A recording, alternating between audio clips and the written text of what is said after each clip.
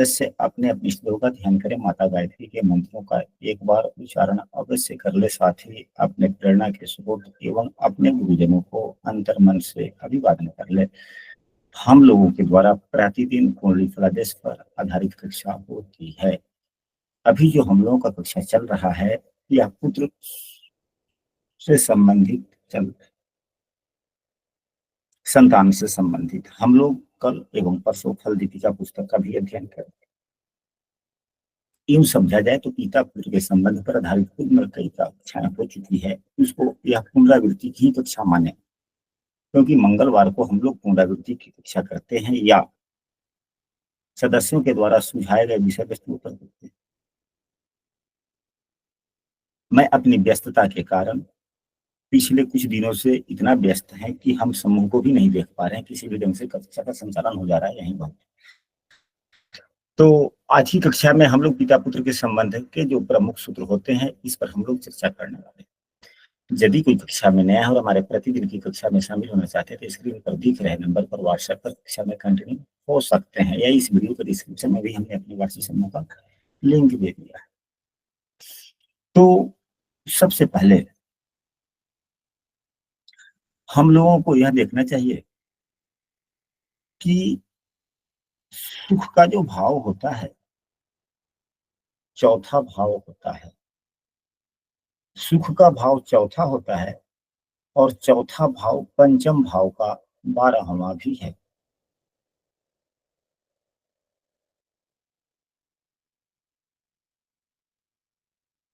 सुख भाव चौथा भाव सुख का है और यह 5वें भाव से 12वां है। तो सबसे प्रमुख सूत्र, यदि 8वें भाव का स्वामी चौथे भाव में हो जाए, यदि 8वें भाव का स्वामी चौथे भाव में हो जाए और खराब स्थिति का हो, तो 8वें भाव का स्वामी चौथे भाव में जितना ही खराब होगा उतना ही व्यक्ति एवं उनके संतान, यह कौन से संतान की चर्चा हो रही है, तो प्रथम संतान। कौन किस संतान की, तो प्रथम संतान। क्योंकि 5वां से प्रथम संतान ही देखा जाता है। तो जातक एवं उसके प्रथम संतान या सामान्यतः संतान के बीच आपस में न के बराबर एक जो सौहार्दपूर्ण जो माहौल होता है, रवैया होता है या संचार होते हैं, उसमें कमी देखने को मिलती है।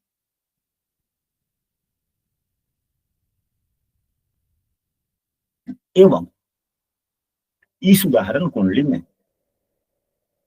क्या यह सूत्र लागू हो रहा है, तो सूत्र में प्रथम दृष्टिया यह सूत्र लागू तो नहीं हो रहा, लेकिन अष्टमी से स्वयं 12वें भाव में बैठा है। मतलब 12वें भाव पर है, अष्टमी से स्वयं पंचम भाव में ही बैठा है। पिता पुत्र का संबंध कैसा है, तो सामान्यतः ग्रह गण अपने स्थिति के आधार पर अपने फल एवं व्यक्तित्व देते हैं। पंचम भाव जो स्वयं का व्यक्ति का है वह क्या है, यह उसकी व्यक्तित्व का परिचायक यह भी है। पंचम भाव बुद्धि का होता है। पंचम भाव बुद्धि का होता है। क्या इस जातक की बुद्धि अच्छी होगी या खराब होगा। अगर मान लीजिए कि अगर यह पिता की ही कुंडली है तो इनकी बुद्धि कैसी होगी उसका आकलन करेंगे, फिर पुत्र के बुद्धि का आकलन करेंगे, फिर आपस में सौहार्दपूर्ण स्थितियां बनती है या नहीं, फिर हम लोग कहेंगे। तो जिसकी कुंडली है उसके पंचम भाव का आकलन करना आवश्यक हो जाता है फिर कि नहीं होता है, हो जाता है। तो क्या इस उदाहरण कुंडली में पंचम भाव में राहु देव भी है, पंचम भाव में शनि देव भी हैं, दो पापक ग्रह हैं, क्या स्थितियां खराब बनती दिख नहीं रही है। जी खराब दिख रही है।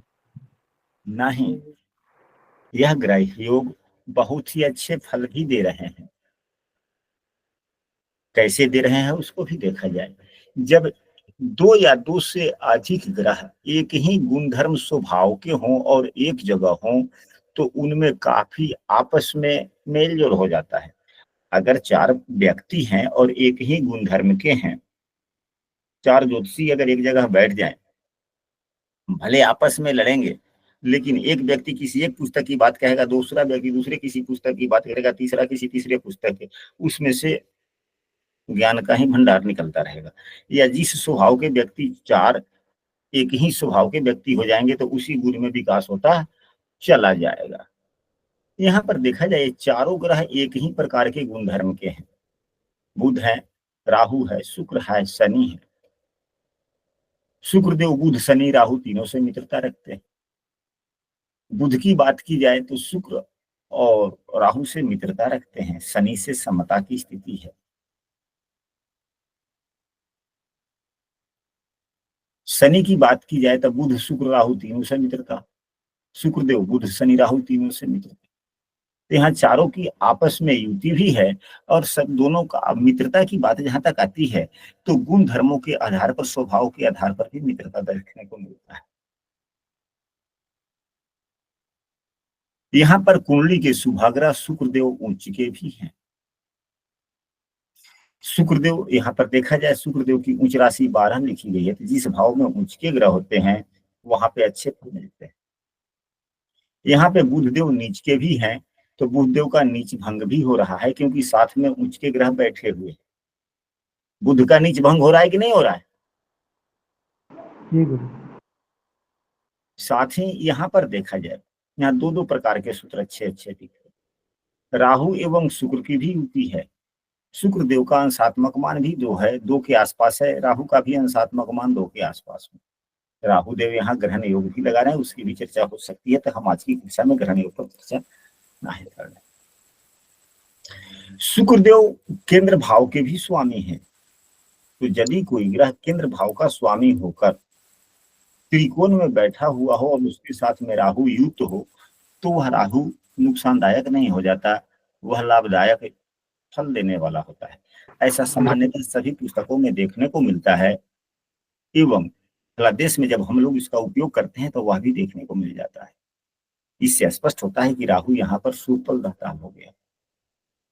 शनि की बात की जाए तो केंद्र भाव का स्वामी मूल त्रिकोण राशि की केंद्र भाव में पड़ी हुई है, चौथे भाव में, और सुख भाव के स्वामी होकर अपने भाव से अगले भाव में।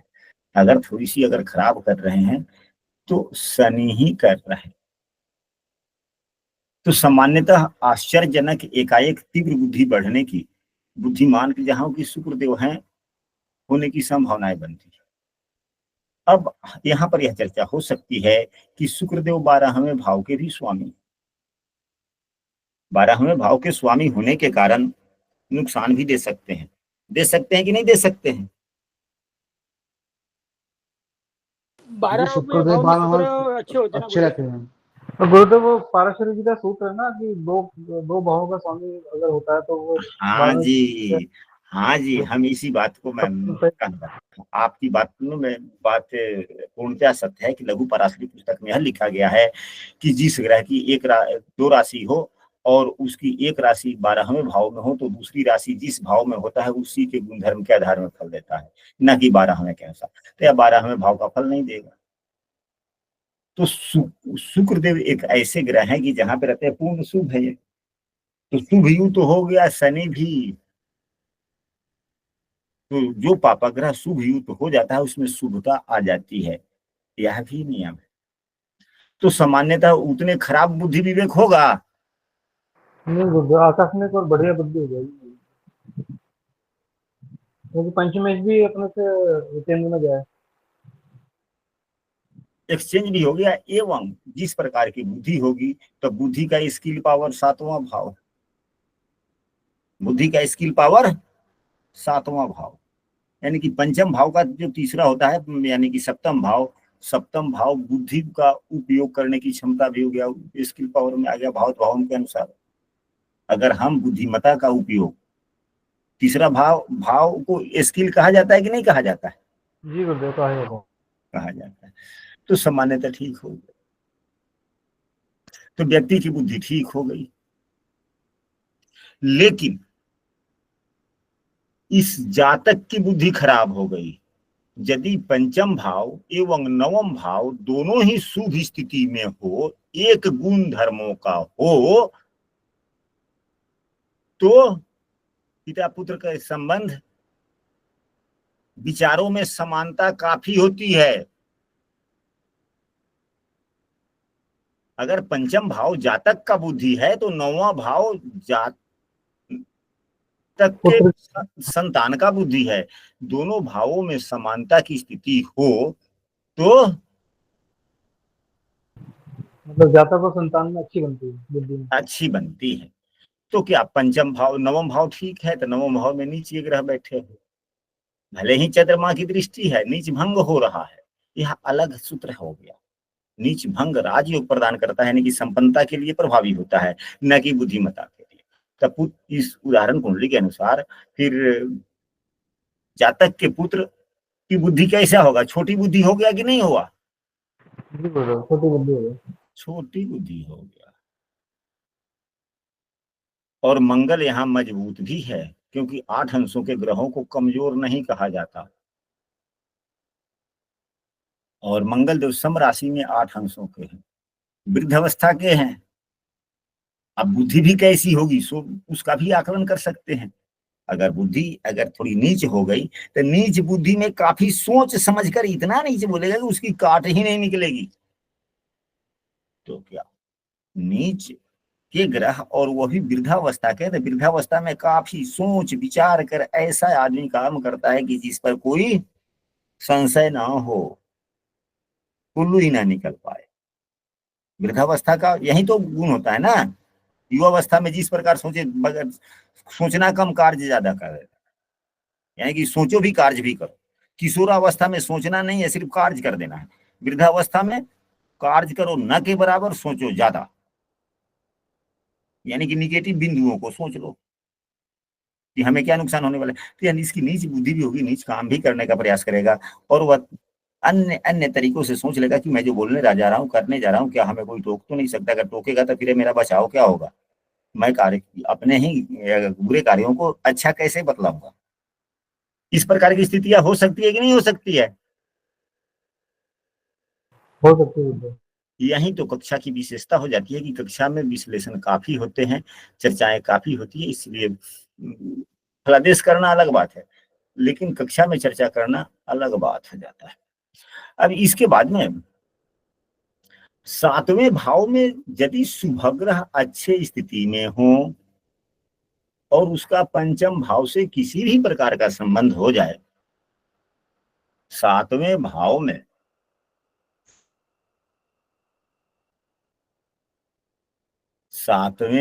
में अगर कोई भी शुभ ग्रह हो, अच्छे स्थिति में हो और पंचम भाव से संबंध बन जाए,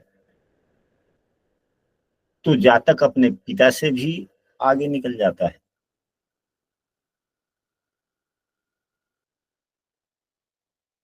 अब यहाँ पर जो हम लोगों ने अभी इसी कुंडली में पिछला सूत्र जो चर्चा किया था, समझने का प्रयास किया था, उसके ठीक उल्टा हो गया कि नहीं हो गया?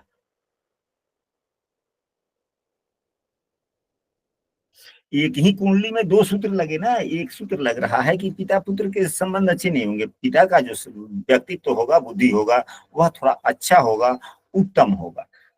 नवम भाव की स्थिति के अनुसार यह पाया गया कि नीच बुद्धि हो सकती है, छोटी बुद्धि वो हो सकती है, ओछी बुद्धि हो सकती है संतान का। लेकिन यह भी सूत्र है कि यदि 7वां भाव शुभ युक्त हो, 7वें भाव में शुभ ग्रह हो, तो जातक श्रेष्ठ बुद्धि वाला होता है। उसका कार्य करने का ढंग इतना उत्तम होता है जो पिता से भी आगे निकल जाता है। यदि सप्तम भाव में बैठे हुए ग्रह का संबंध तीसरे पंचम से हो जाए तो और इन्हीं बातों पर बल मिल जाता है। ऐसा क्यों? तो 7वां भाव में शुभ ग्रह का होना व्यक्ति के ऊपर में भी दृष्टि डालता है, लग्न पर भी दृष्टि डालता है, एवं पंचम भाव का यह स्किल भाव है, यानी कि संतान का यह संचार है। तो संचार में शुभाग्रह का होना संतान के अच्छे क्रियाकलाप का द्योतक भी है, और शुभाग्रह का लग्न पर दृष्टि भी व्यक्ति के भी अच्छे क्रियाकलाप का यानी कि व्यक्तित्व का प्रतिनिधित्व कर देता है या दर्शा देता है।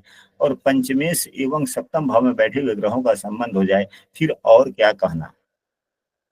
पंचम एवं सप्तम में बैठे हुए ग्रह का आपस में संबंध, तो यहाँ पर देखा जाए पंचमेश एवं सप्तमेश का आपस में राशि परिवर्तन भी है।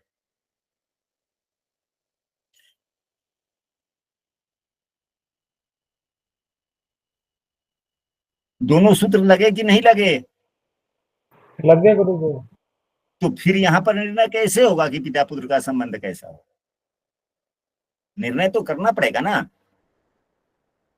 तो यहाँ पर देखा जाए जहां पे उहापोह की स्थिति हो तो राहु देव को देखे कुंडली में कहाँ है, क्योंकि राहु ही पेंच फंसाते हैं, राहु ही पेंच फंसाते हैं। राहु देव की अवस्था अच्छी नहीं। जितने भी ग्रह हैं अधिकांशतः मृतावस्था में, शुक्र भी मृतावस्था में है, राहु भी मृतावस्था में। मृतावस्था के ग्रह अच्छे फल देते हैं, क्योंकि सम राशि में 6 अंशों तक के ग्रह मृत अवस्था कहे जाते हैं।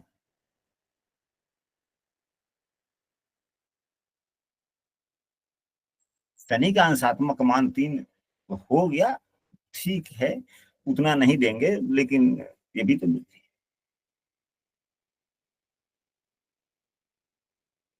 फिर जातक की बुद्धि उतनी काम करेगी मृतावस्था के कारण। जो हम लोगों ने सबसे पहले जो चर्चा किया था कि एक गुण धर्म के होने के कारण,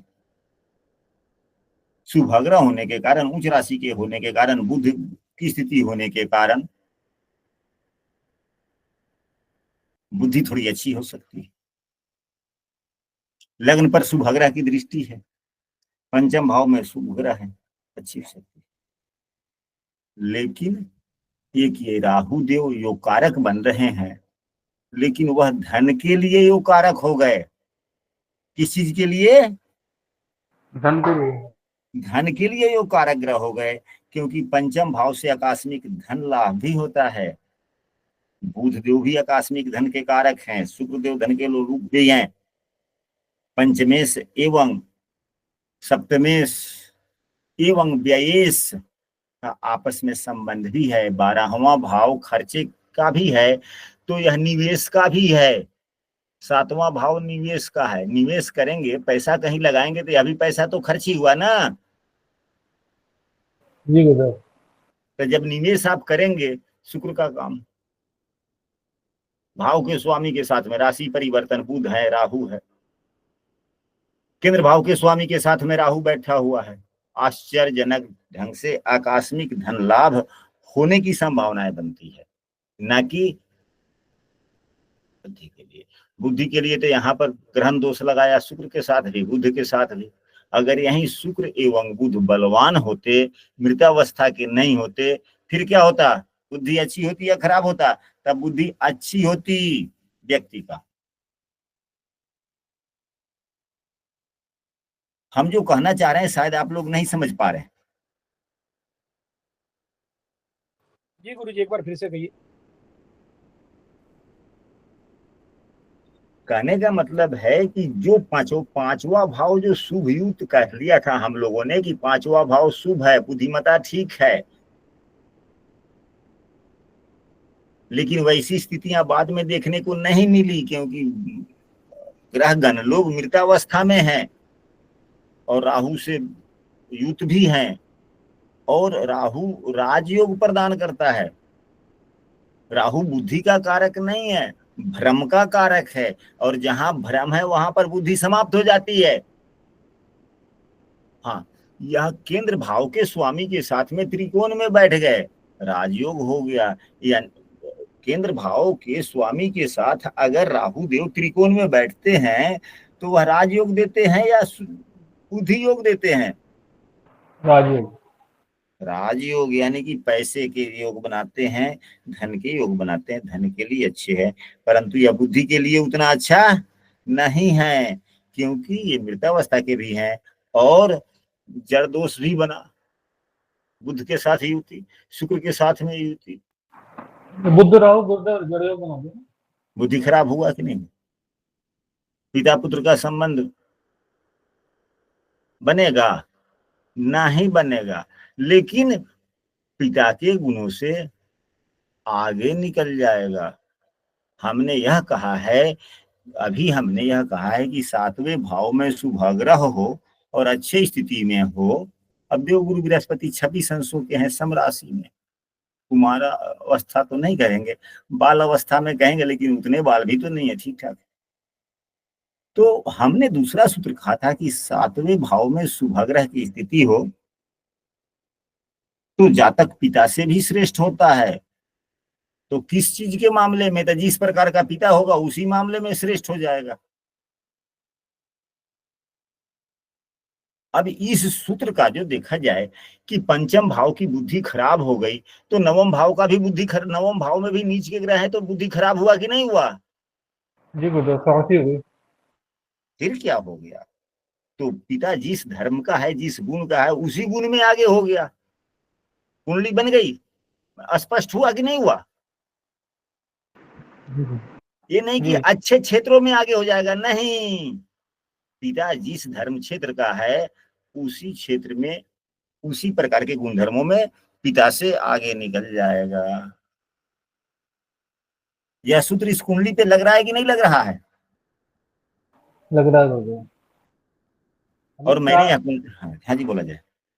मतलब अगर जैसे पिताजी शॉर्ट बुद्धि के होंगे तो बेटा उनसे 2 कदम आगे रहेगा। हाँ जी। और गुरु जी पिताजी गड़बड़ करते रहेंगे तो पुत्र भी डबल गड़बड़ करेगा। दोनों एक प्रकार के हो गए, लेकिन इनका कायदा कुछ दूसरा होगा, इनका कायदा कुछ दूसरा होगा।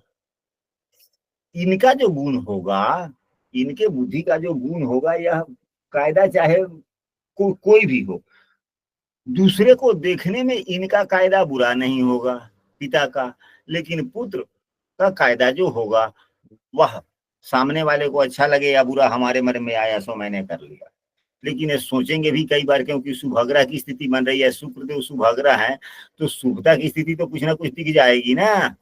जी गुरुदेव, ये बृहस्पति देव लग्न को दृष्टि दे रहे हैं तो पिता मतलब ठीक ठाक मतलब हाँ, स्वार्थी जो है तो कई प्रकार से सोचेगा कि कहीं मेरी शिकायत तो नहीं हो जाएगी। यानी कि नहीं होता है कि बेईमानी का काम भी थोड़ा ईमानदारी से कर लो कि बदनामी ना हो। तो दुनिया में जितने शब्द हैं सभी कुंडली पे लग जाते हैं किसी ना किसी से।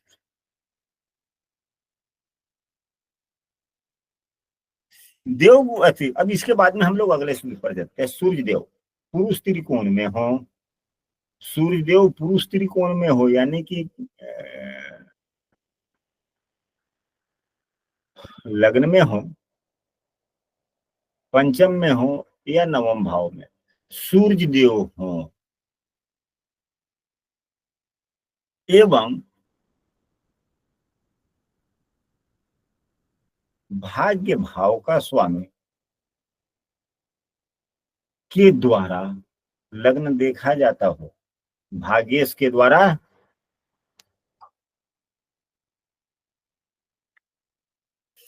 तो अभी से पूर्व कुछ क्षण पहले हम लोगों ने यह चर्चा किया था कि पुरुष त्रिकोण में सूर्य देव हो। पुरुष त्रिकोण का मतलब होता है कि लग्न भाव, पंचम भाव एवं नवम भाव। यह क्या है? यह हमारे व्यक्तित्व को निखारने वाले तीनों भाव हैं, और सूर्य देव व्यक्तित्व या प्रतिष्ठा या प्रभुत्व इनके कारक है। अगर इनमें हो तो इन चीजों का बल मिलता है। और पंचम भाव से संतान को देखा जाता है। अगर सूर्यदेव पंचम में ही है तो भी प्रतिष्ठा वाली बात आ गई, या पंचम से पंचम तो संतान की बुद्धि हो गई। पंचम से नवम लग्न है, तो लग्न में भी सूर्यदेव की स्थिति, नवम भाव में भी सूर्य की स्थिति, देव की स्थिति, यानी कि पंचम नवम एवं लग्न में सूर्यदेव की स्थिति बुरा फल नहीं देता। दूसरा दूसरा यही सूत्र कि भाग्य भाव के स्वामी के द्वारा लग्न देखा जाता हो, और यदि भाग्य भाव के स्वामी लग्न देखा जाता हो तो यहां पर दो स्थितियां बनती है। इस सूत्र के दो प्रभेद हो जाते हैं। कौन कौन? एक तो सामान्य स्थिति में सातवें भाव में बैठ जाए, सातवें भाव में बैठ जाए तो सातवें भाव में अगर कोई भी ग्रह हो, कोई भी ग्रह नवमेश बनते हो, भाग्येश बनते हो और सातवें भाव में बैठ जाएंगे तो लग्न को देखेंगे। परंतु तीन ग्रह ऐसे होते हैं, मंगल, शनि एवं देव गुरु बृहस्पति, अन्यत्र भावों से भी लग्न को देख सकते हैं। शनि देव 11वें भाव से भी देख सकते हैं, शनि देव चौथे भाव से भी देख सकते हैं, मंगल देव छठे भाव से भी देख सकते हैं, सातवें से भी देख सकते हैं, दसम से भी देख सकते हैं। देव गुरु बृहस्पति नवम भाव में भी होंगे तो भी देखेंगे, पंचम भाव में होंगे तो भी देखेंगे, सप्तम भाव में होंगे तो भी देखेंगे। तो क्या यह सभी गुण मिलते हैं? तो नहीं मिल पाते हैं। यह सूत्र सभी दृष्टियों पर लागू हो ही नहीं पाती।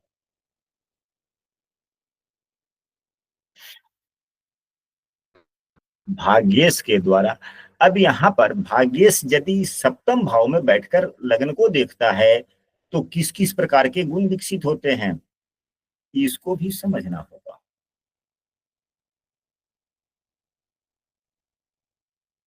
सप्तम भाव में बैठ जाने से,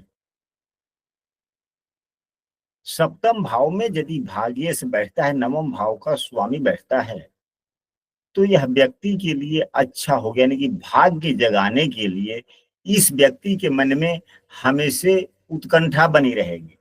यदि भाग्य भाव का स्वामी अपने भाग्य को मजबूत करने के लिए, भाग्य क्या है? भविष्य है। भाग्य क्या है? जो व्यक्ति, रिकॉर्डिंग चालू है? जी हाँ चालू है। हाँ। सभी व्यक्ति, अब आप लोगों में से यह देखें कि किसी भी व्यक्ति के कुंडली में क्या नवम भाव के स्वामी सप्तम भाव में है? यदि नवम भाव के स्वामी सप्तम भाव में जिसके कुंडली में होते हैं, वह व्यक्ति, हमारा भविष्य किस प्रकार सुरक्षित होगा, आगे के जीवन हमारा कैसे सुखमय होगा, इसके लिए सदैव वह थोड़ा ज्यादा ही, दूसरे से ज्यादा थोड़ा सा एग्रेसिव रहता है। अब वह किस प्रकार के सुख के लिए, तो यह कुंडली की विश्लेषण वाली बात हो जाएगी कि उसकी बुद्धि कैसे है, उसके दशम भाव कर्म कैसे हैं, उसी आधार में भविष्य को वह सोचते हुए भविष्य की मजबूती को प्रदान करता है। तो क्या किसी व्यक्ति के कुंडली में सातवें भाव में, किसी के एक भी कुंडली में सातवें भाव में नवम भाव के स्वामी बैठे हुए हैं,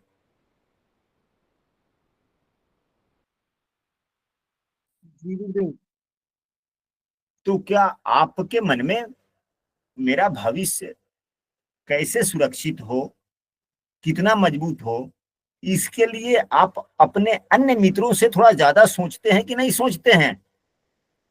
जी जी ये तो है। सूत्र प्रभावी हो रहा है आप पर यह?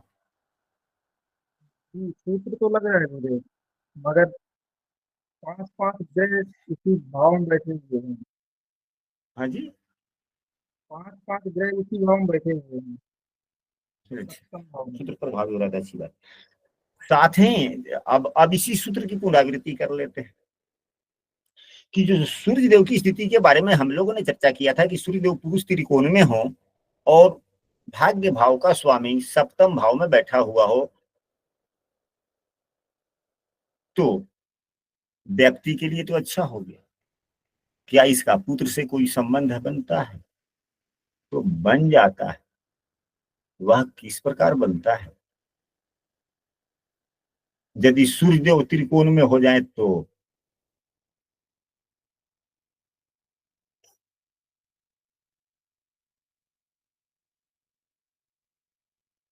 तीसरा भाव जो होता है वह पंचम भाव को मजबूती प्रदान करता है। संतान का भाव, संतान का भाव पांचवा होता है। संतान की बुद्धि का भाव नौवां होता है। नौवें भाव का स्वामी सातवें भाव में बैठा। संतान के बुद्धि का स्वामी बुद्धि के लिए ही इच्छा जगाया और वहीं लग्न को देखा, यानी कि व्यक्ति को देखा, एवं त्रिकोण में ही सूर्य देव हो गए प्रसिद्धि के कारक। फिर क्या हो गया? पिता पुत्र के संबंध कैसे हो गए? अच्छा हुआ या नहीं हुआ? फिर अच्छा होगा। यदि न समझ में आता हो, क्योंकि सूत्र वही होते हैं जब कई प्रकार की स्थितियां बनती है तभी तो सूत्र होता है, और जो सूत्र होता है तो कुछ पेचीदे भी हो जाते हैं, हालांकि यह पेचीदा बिल्कुल नहीं। अब हम लोग अगले सूत्र पर भी चलते हैं, आगे बढ़ा जाए। गुरुजी ये सूत्र एक बार बोलिए ना। चलिए पुनः बोल देते हैं, बोर्ड साफ करने दीजिए।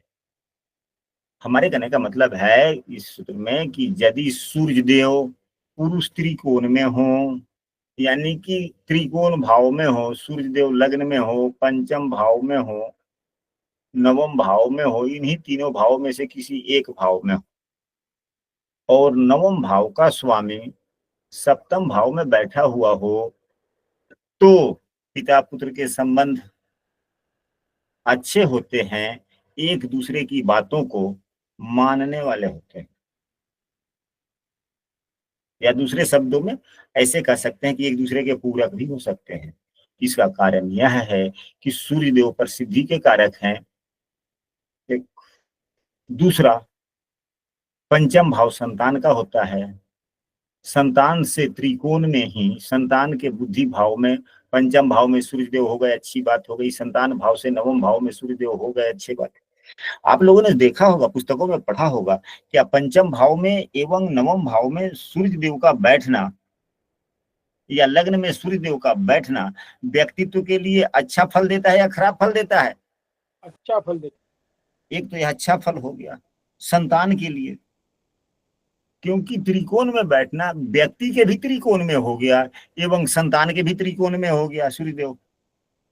एवं भाग्य भाव का स्वामी जब लग्न में बैठकर त्रिकोण को देखता है, यानी कि नवम भाव का स्वामी जब सप्तम भाव में बैठ जाता है तो वह लग्न को देखता है। नवम भाव का स्वामी क्या है? तो संतान का विवेक है। अब संतान का विवेक ही पिता को देख रहा है या माता को देख रहा है।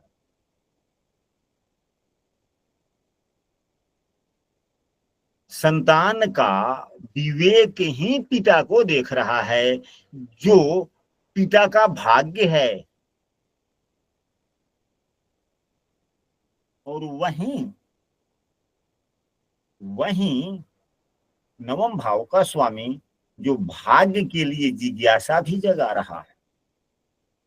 वहीं जब भावेश ही सप्तम में हो जाए तो भावेश अपने भाव के लिए इच्छा तो जगाएगा ही जगाएगा, यानी कि भाग्य मजबूत करने के लिए इच्छा भी जगाएगा।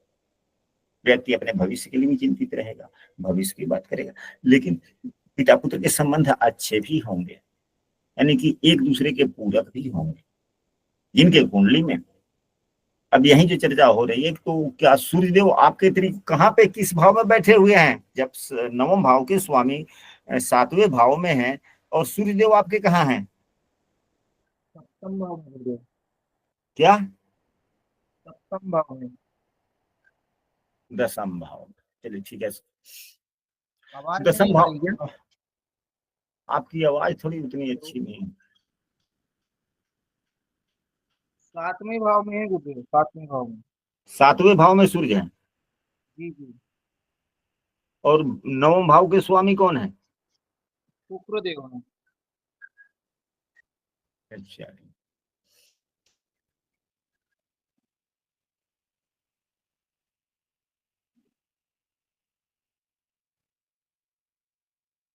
सातवां भाव जिसका जितना ही अधिक शुभ होता है और सप्तमेश जिसका जितना ही अच्छा होता है,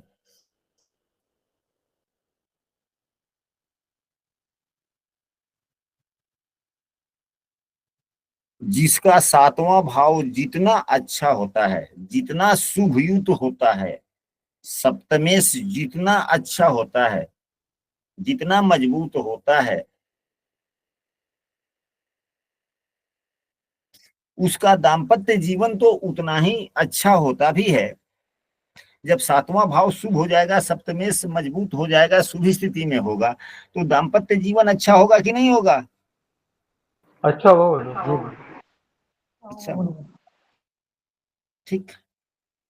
तो अब आप मिलाकर देखिए, कम तुलनात्मक अध्ययन कीजिए। आप अपने किसी मित्र की कुंडली ले लीजिएगा, आप अपनी कुंडली, दोनों में देखिएगा कि सातवां भाव किसका ज्यादा शुभ है। जिसका सातवां भाव जितना ज्यादा शुभ है, सप्तमेश जिसका जितना ज्यादा मजबूत है, उसके पुत्र उससे ज्यादा भाग्यशाली है। आज जब पुत्र जितना अधिक सम्मान पाने वाला हो जाता है, उतना भाग्यशाली हो जाता है, तो निश्चित सी बात है कि अधिकांशतः वैसी स्थितियों में पिता पुत्र का संबंध अच्छा हो ही जाता है। नियम एक ही है, क्योंकि सातवां भाव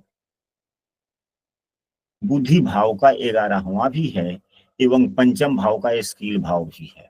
इसलिए सातवां भाव बहुत ही महत्वपूर्ण हो जाता है।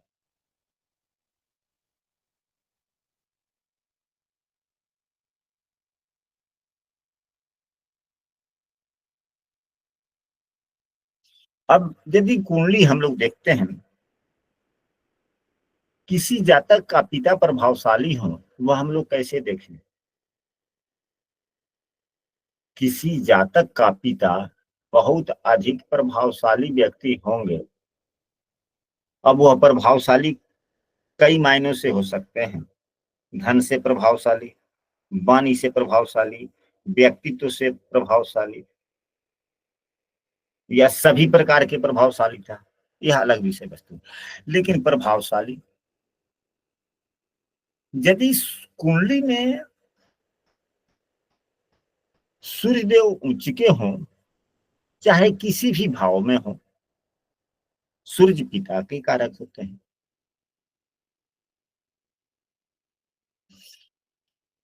तो जिसके कुंडली में सूर्यदेव जितने ही मजबूत होते हैं, उसके पिता उतने ही प्रभावशाली होते हैं।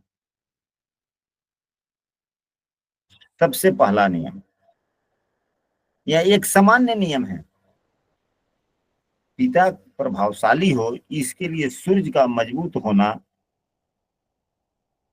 बलशाली होना आवश्यक है। साथ ही और भी कई बातें हैं।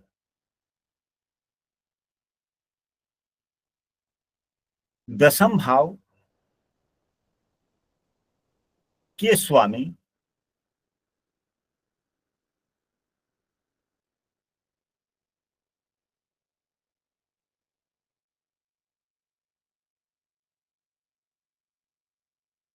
दसम भाव के स्वामी,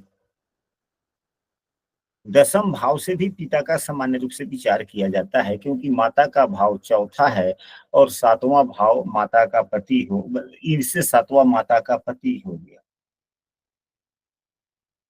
यानी कि पिता हो।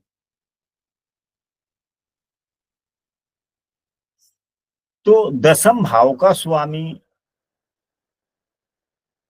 11वें भाव में हो, यानी कि सूर्य उच्च के हो, और दसम भाव के स्वामी 11वें भाव में हो। दूसरा भाव स्टोर का होता है, धन का होता है।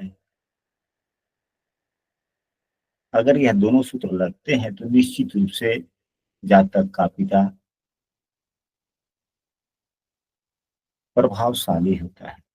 अगर इस प्रकार के संबंधों में, हालांकि सूर्य के साथ में नहीं, अगर स्वयं लग्नेश दशमेश के साथ में युति कर 11वें भाव में हो जाए, दशमेश का 11वें भाव में होना अच्छा बात है, लेकिन उसके साथ में लग्नेश भी हो जाए तो इस सूत्र में बल मिलता है। यह सूत्र वृश्चिक लग्न में लागू नहीं होता, क्योंकि दशमेश ही सूर्य देव है। गुरुदेव क्या बताया आपने, लग्नेश और दशमेश की युति 11वें भाव में? हाँ जी, लग्नेश एवं दशमेश की युति 11वें भाव में हो और सूर्य देव कुंडली में कहीं भी मजबूत स्थिति में हो, मजबूत स्थिति यानी कि बलवान स्थिति, अपने स्वराशि मूल त्रिकोण राशि, अब सूर्य देव की मूल त्रिकोण राशि एवं स्वराशि दोनों एक ही होता है। अपने उच्च की राशि, अपने मित्र की राशि में सूर्यदेव हो, अंशात्मक मांस भी मजबूत हो, नवमांस में भी शुभाग्रह की राशि में हो, यानी कि अपने मित्र की ही राशि में। ये नहीं कि मंगल सूर्य के मित्र हैं तो मंगल पापग्रह की राशि होगा, नहीं। मंगल की राशि में तो सूर्यदेव और ज्यादा अच्छे हो जाते हैं, क्योंकि वह सेनापति का घर। सूत्र को एक बार और समझा जाए कि दशमेश एवं लग्नेश की युति 11वें भाव में हो और सूर्य देव की भी स्थिति अच्छी हो तो निश्चित रूप से ही जातक का पिता प्रभावशाली होता है। सामान्य नियम यह है कि सूर्य जितना अच्छा होगा, जितना शुभ होगा, जितने शुभ युक्त, शुभ दृष्ट, शुभ भावों में होगा, उसके पिता उतने ही ज्यादा प्रभावशाली होंगे। होंगे। और कुछ आगे बढ़ा जाए या यहीं पे कक्षा स्थगित की जाए? गुरुजी आज विराम लेते हैं। हाँ हाँ, हो गया गुरुदेव काफी। नहीं तो क्या दिमाग फट जाए। कुछ सूत्र ऐसे होते हैं जो सूत्र तो होते